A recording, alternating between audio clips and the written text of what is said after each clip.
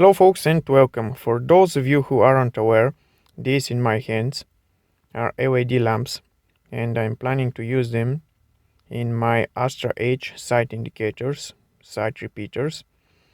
The Astra H site repeaters are using T10 bulb and this here should fit perfectly.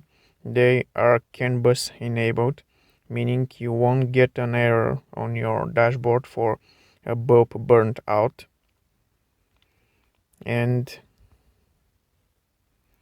they should be a lot brighter than the T10 bulbs, I hope.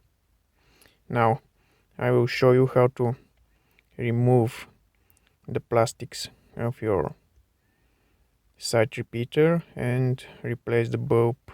It's extremely easy to remove the plastics of your site indicator. Just push it towards the front of the vehicle and pull it out like this. You don't need any special tools. Now here you can see the bulb.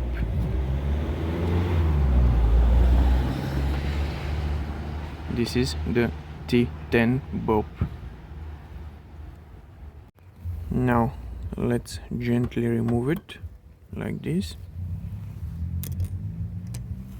and place the LED lamp in the socket.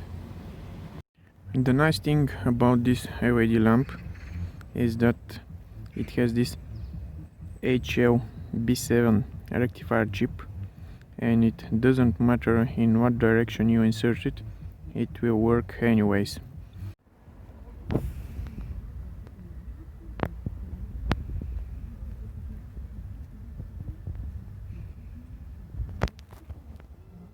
Astra is using the same side indicator plastics on both sides of the car.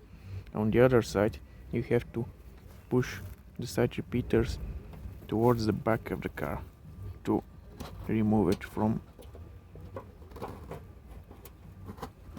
like this.